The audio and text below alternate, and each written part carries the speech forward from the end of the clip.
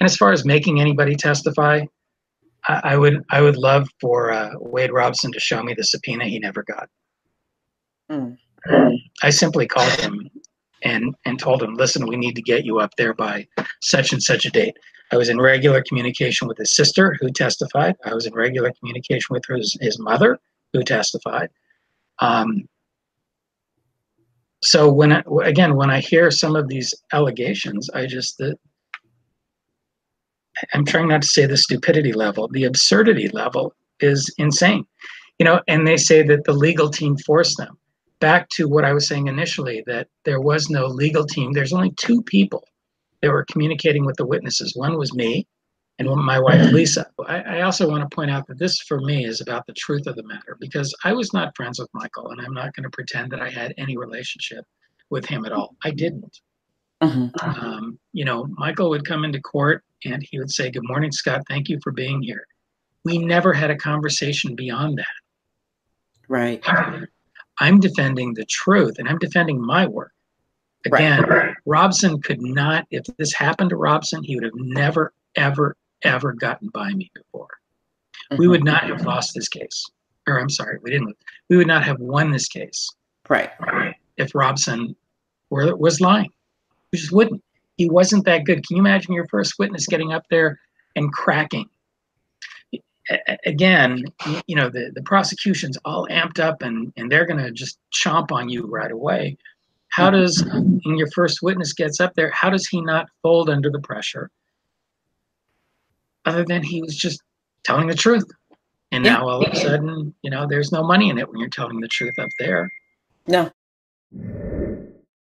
And I purposely went into watching the Neverland story is on paper is a complete joke.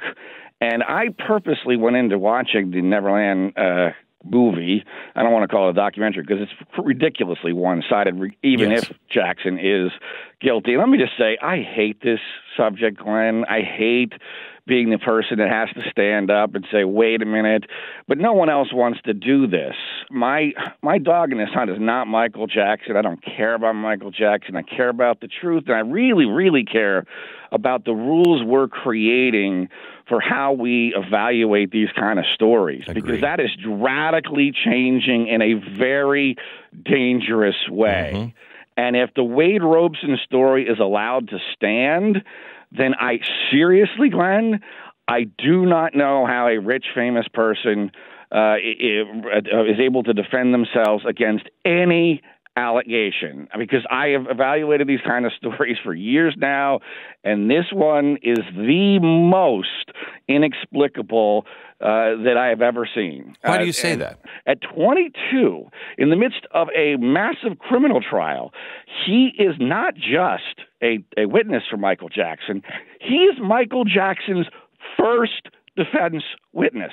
I know Michael Jackson's attorney, Tom Mesereau, very well here in Los Angeles. Tom Mesereau is a brilliant guy. He believes Michael Jackson is innocent. I do not know if he is or not. I'm agnostic on that issue. But as far as Wade Robson, there is no way in hell that Tom Mesereau or Michael Jackson, if he's a criminal mastermind, is going to put Wade Robson on the stand first in his criminal trial if he's abused him for 7 years, and that Tom Mesereau, who has interviewed him vigorously, his family vigorously, is going to put him on the stand first.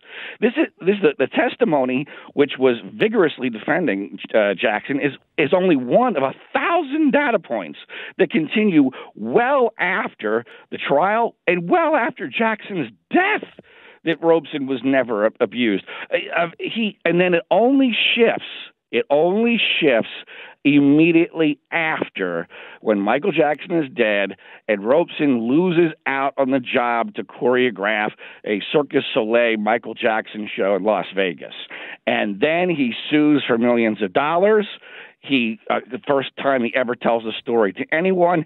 And in the course of that lawsuit, the discovery shows how he created his story. And, even I, in my column, I don't think I accurately described how that lawsuit got adjudicated. It got adjudicated because of statute of limitations concerns, and that sounds like, there was nothing about the merit. That's not really accurate. What really happened is it was statute of limitations concern, and then when he tried to figure out a loophole around the statute of limitations, the judge determined that he had blatantly perjured himself, as proven by emails, and threw out his entire testimony. Wow. I mean, so if Wade Robson is to be believed and accepted in a documentary with zero pushback, I mean, zero skeptical questioning, zero informing the audience in the first hour of some of these basic facts, then I really, honestly, Glenn, I do not know how anyone years later can possibly defend themselves.